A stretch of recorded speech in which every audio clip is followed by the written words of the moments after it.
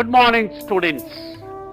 Today we shall be covering the art of the ancient Egypt, pre and dynastic Egypt and Old Kingdom, 6000 BC to 2150 BC.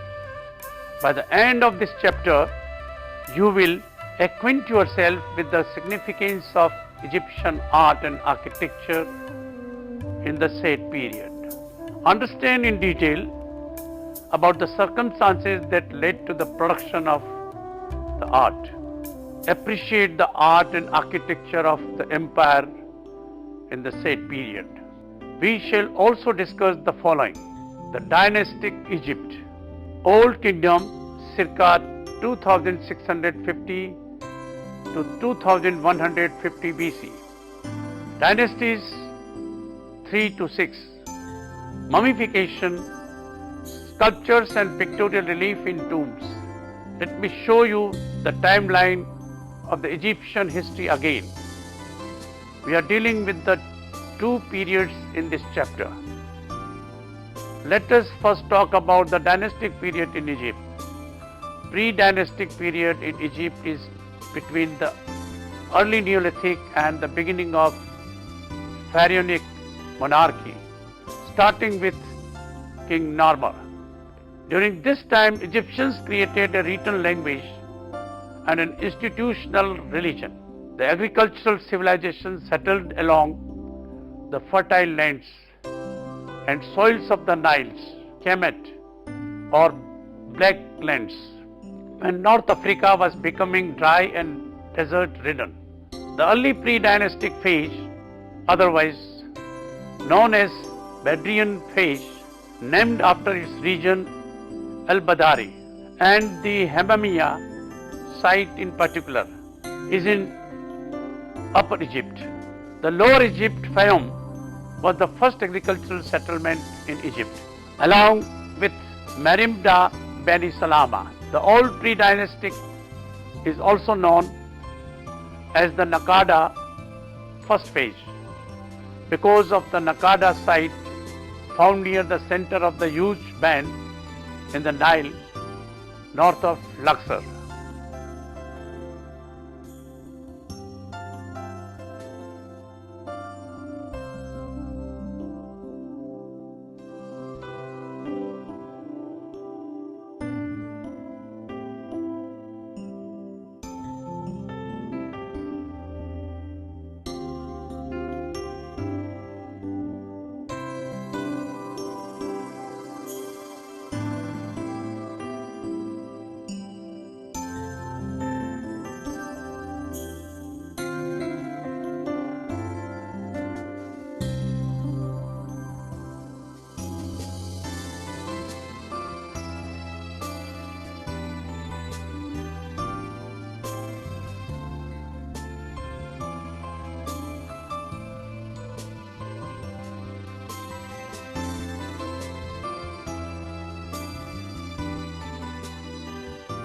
The Narmer palette is a flat palette of schist, 64 centimeters in height. Its size, weight and decoration suggest that it was a ceremonial palette rather than an actual cosmetics palette for daily use. Found in Hierakonpolis, it showcases the links between divine and the earthly power. King Narmer, thought to be Menes, the first pharaoh, is the biggest figure, denoted by his size and central position. His pose, in which the head and the legs are rendered in profile view, with the eye and upper torso in frontal view, is conceptual rendering and very Egyptian in character. He holds this enemy by the hair, symbolizing conquest and domination. Two additional dead enemies are shown at the lowest register of the palette. The small-sized servant holds Narmer's sandals, indicating that the king is on holy ground. Horus, the falcon god of the sky and kinship, horse, a captain human-headed creature at the end of a rope. From its back rise 6 papyrus plants representing Lower Egypt. The plate is about the rule of Narmer being crowned as the king of Upper Egypt and Horus dominating over Lower Egypt and Horus dominating over Lower Egypt. On the top in the rectangle is written the king's name in a hieroglyph. The other side has 3 registers below the Hathor heads and the pharaoh's name. In the upper register, Narmer wears the red crown of Lower Egypt, the Deseret. His sandal bearer is behind him. At the far right, 10 decapitated enemies lie with their heads between their feet.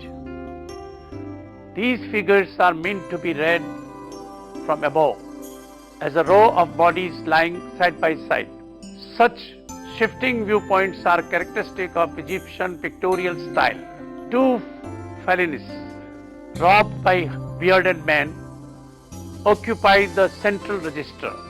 Their elongated necks frame an indented circle similar to those that held liquid for mixing eye makeups on smaller palettes. Their intertwined necks could refer to Narmer's unification of Egypt, signified by his 2 crowns. In the lowest register, a bull, probably a manifestation of Narmer himself, dominates a fallen enemy. During this time, red pottery with blackened tops was created by the natives. Copper was used to make ornaments. The beads of steatites, soft stone, show traces of primitive glazing.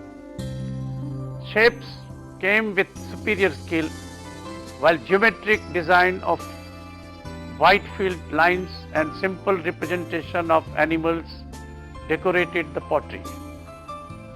Pottery remains the distinguishing product, showing refinement of technique and the development of adventurous decoration. Later, new clays were exploited and fine buff colored warriors were decorated in dark red pigment with scenes of sheep, figures and a wide variety of symbols.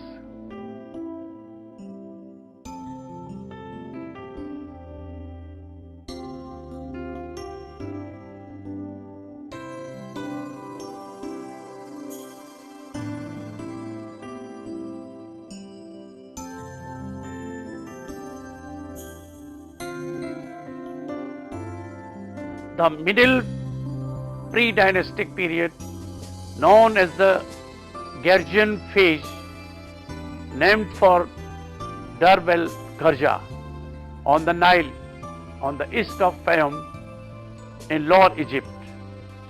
Naqada second phase, for similar sites in Upper Egypt, is known for its Gergian religious structure, a temple.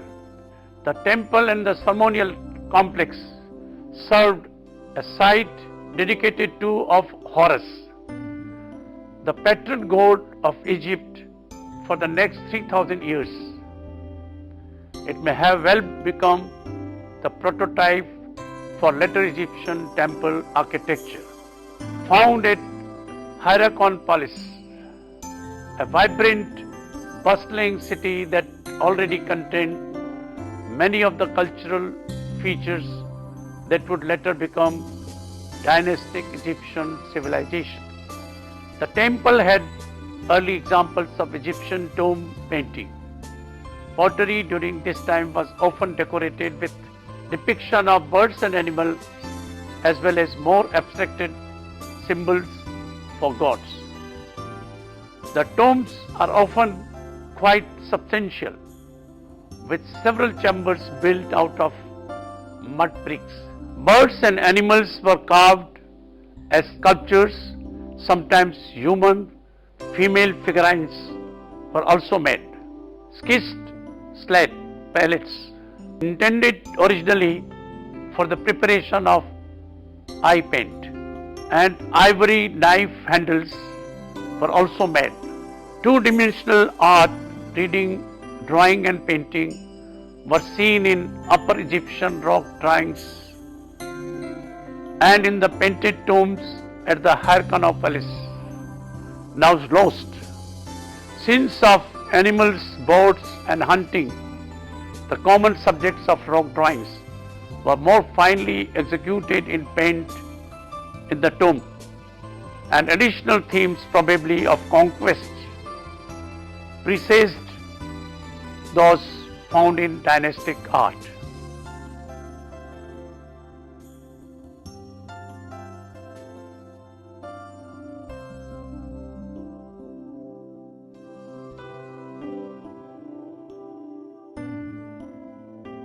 The pre-dynastic, which blends into the first dynastic period, is a period of consolidation of Upper and Lower Nile and saw rapid population explosion and expansion of the cities.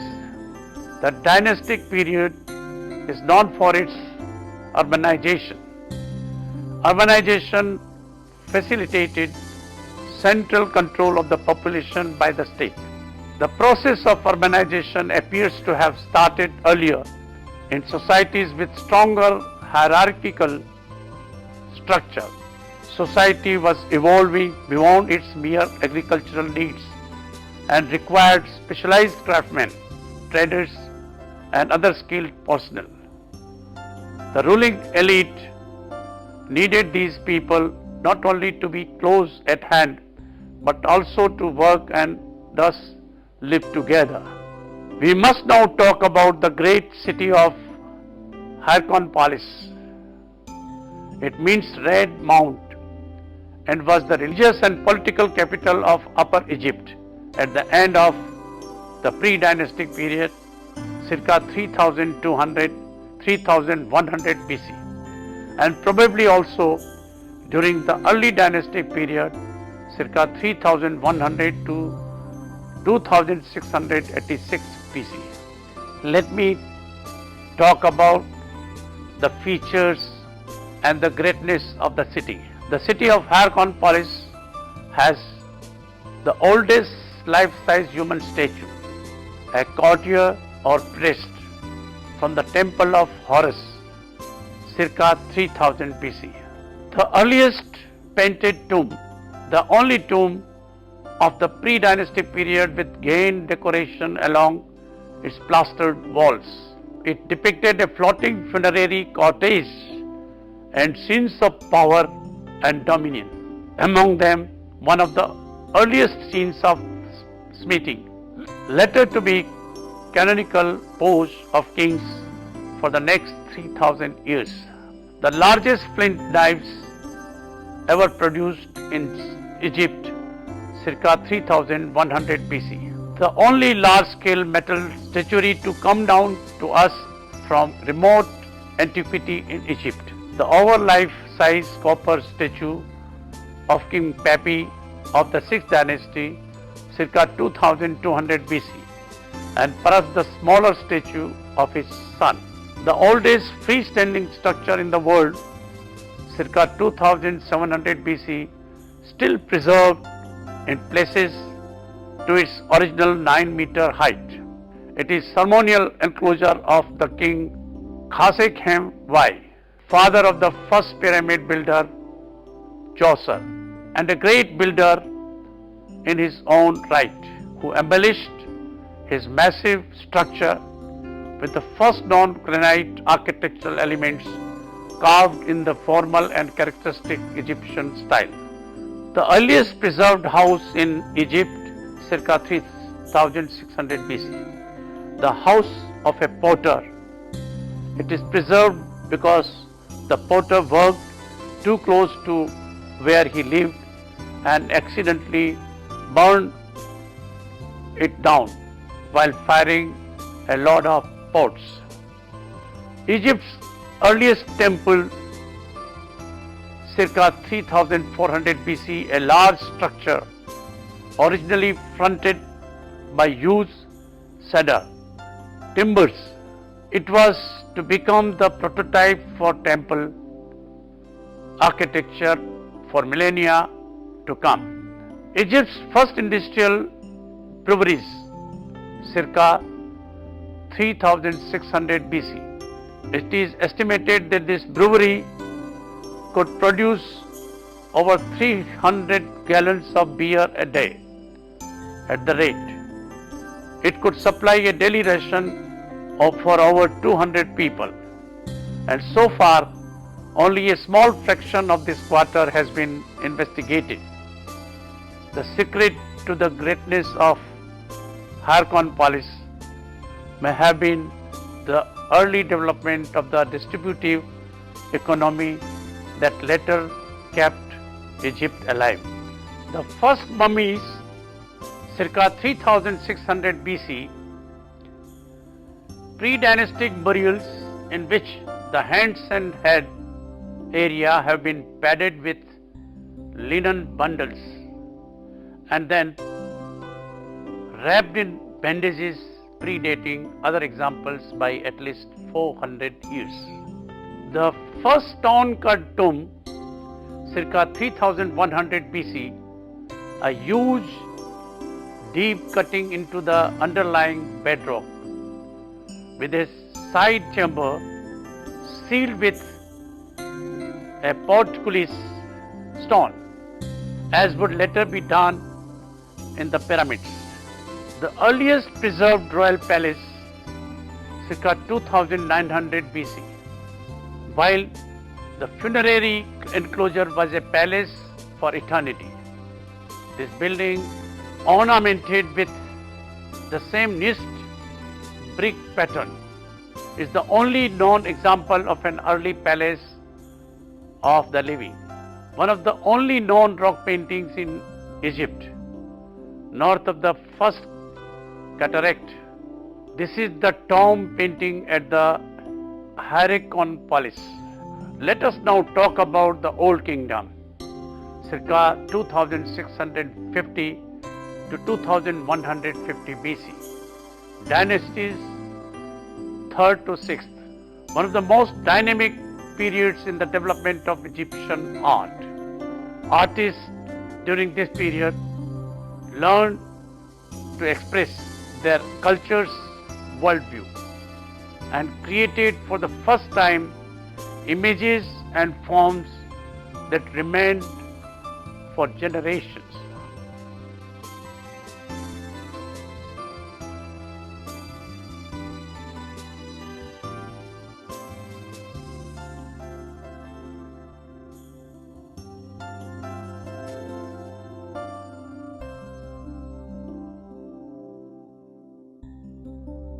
Architects and masons mastered the techniques necessary to build monumental structures in stone. Sculptors created the earliest portraits of individuals and the first life-size statues in wood, copper and stone. They perfected the art of carving intricate relief decorations and through keen observation of the natural world produced detailed images of animals, plants and even landscapes, recording the essential elements of their world for eternity in scenes painted and carved on the walls of temples and tombs. Although much of their artistic effort was centered on preserving life after death, Egyptians also surrounded themselves with beautiful objects to enhance their lives in this world, producing elegant jewelry, finely carved and inlaid furniture and cosmetic vessels and implements in a wide variety of materials. Let us look at mortuary architecture and pyramids.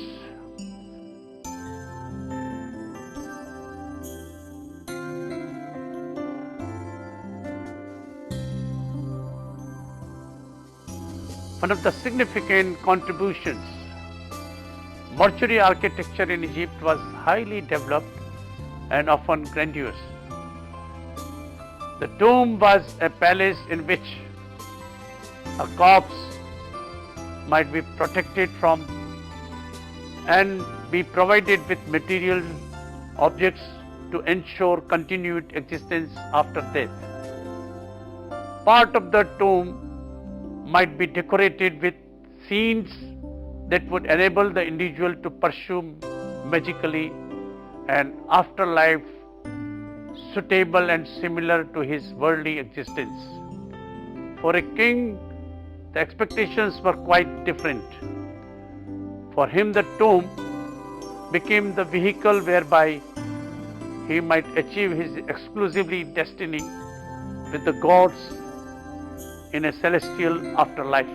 The most monumental architectural expression of Egyptian pharaoh's power was the pyramid, his burial palace and zone of passage into the afterlife.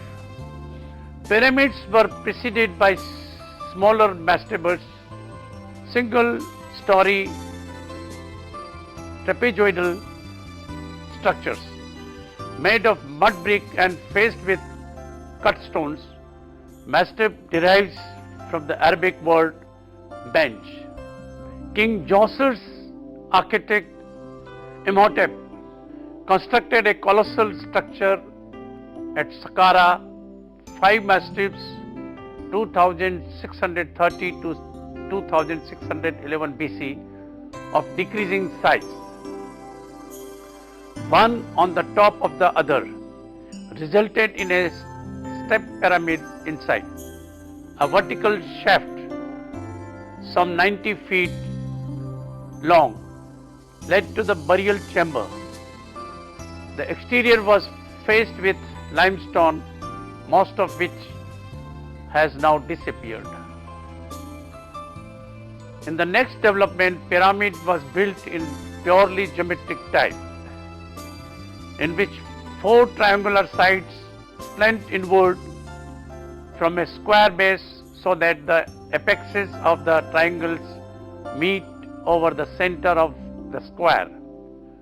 Originally, the sides were faced with polished limestone. A capstone, probably gilded, reflected the sun, signifying the pharaoh's divinity and identification with the sun.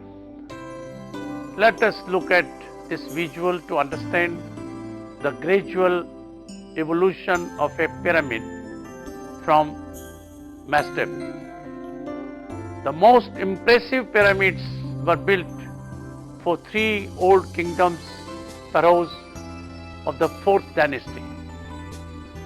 The pyramid of Khufu, the largest known as the Great Pyramid, the pyramid of his son Khafre, and the pyramid of Khafre's son Menkaure at Giza, in the direction of sunset, symbolizing death.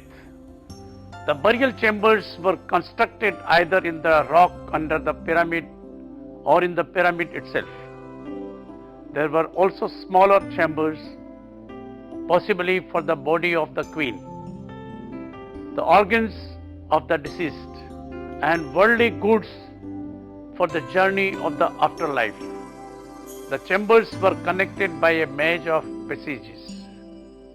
From the pyramid of Khafre, a processional road led to his valley temple, guarded by the great Sphinx.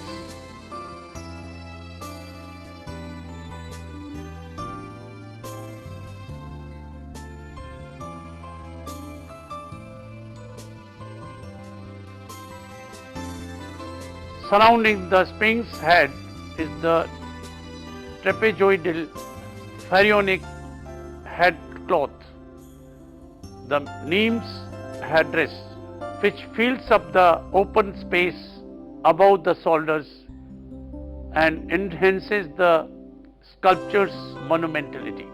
Let us now turn to another significant aspect, mummification. For the ancient Egyptian, death was transitioned to a similar existence on another plane.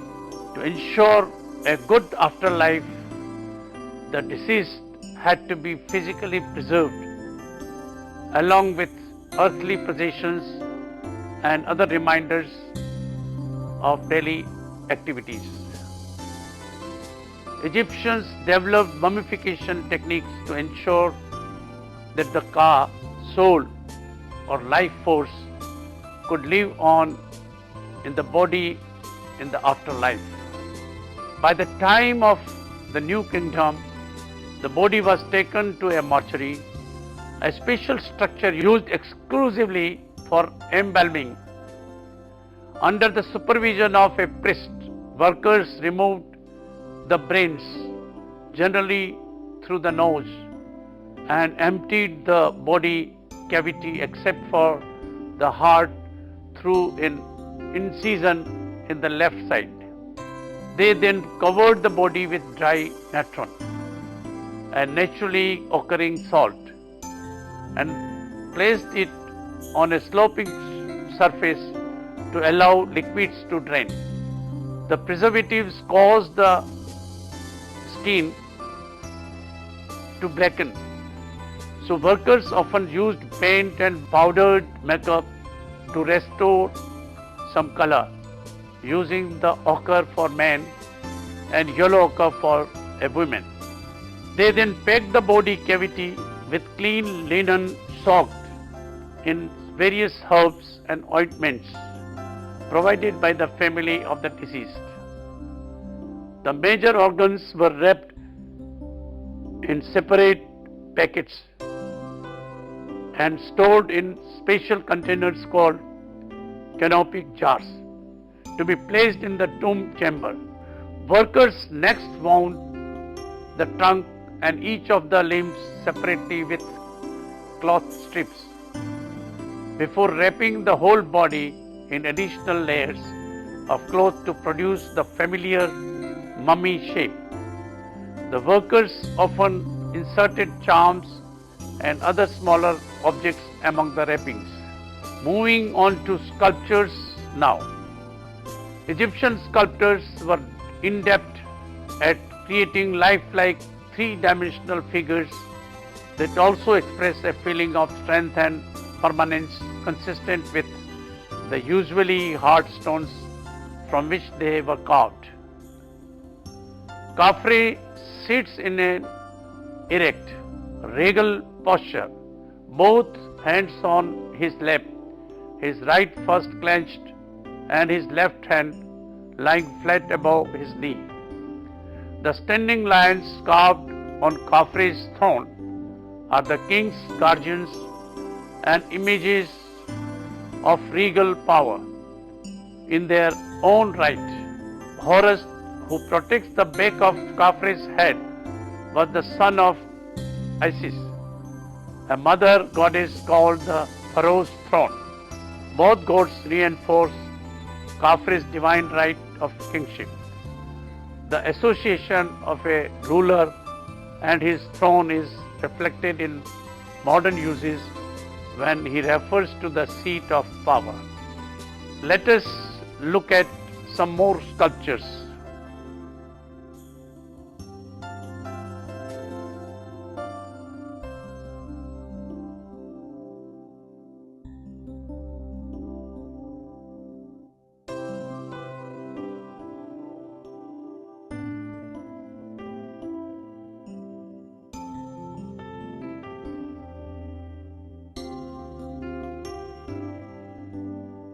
A comparison of Menkaure with Khamenei illustrates certain conventional differences between males and females in Egyptian art. Within the rigorous social hierarchy of ancient Egypt, a queen was below a king in rank, a position indicated not only by her slightly smaller size but also by her stance. Her left foot does not extend as far forward as the king's nor, as her arms as rigidly positioned In addition, her arms are bent, the right one reaching around the king's waist, and the left one bent at the elbow and holding the king's left arm. Her open hands break the tension of the king's clenched fist. Her garment, in contrast to Menkaures, outlines the form of her body, and like her wig, is more curvilinear, the less imposing, more naturalistic and less formal portrayal of the queen in comparison with the king's function of her lower rank. Canon's proportion, the surface of a relief or painting is divided into a grid of squares, each equivalent to the width of the figure's fist. The distance from the hairline to the ground is 18 fists, from the base of the nose to the shoulder, first fist, and from the fingers of the clenched fist to the elbow, 4.5 fists. The length of a foot, heel to toe, is 3.5 fists. Note the characteristic way of depicting the human body. The shoulders and the one visible eye are frontal. The head, arms, and legs are in profile. The waist is nearly in profile but is turned to show the navel. One purpose of this system was to arrive at a conventional, instantly recognizable image. The persistence of such canons contributed to the continuity of Egyptian style over 2000-year period. Look at the scribe here. He sits cross-legged and a papyrus scroll extends across his lap, and his right hand is poised to write. The alert expression on his face reveals more than a lively intelligence, because the pupils are slightly off-center in the irises. The eyes give the illusion of being in motion, as if they were seeking contact, and the reflective quality of the polished crystal inlay reproduces with eerie fidelity the contrast between the moist surface of eyes and surrounding soft flesh in a living human face. The Egyptians painted the walls of their tombs with pictures and reliefs. This decoration carried religious meaning, but it could also evoke disease, everyday life, or depict ceremonial events that proclaimed the disease's importance.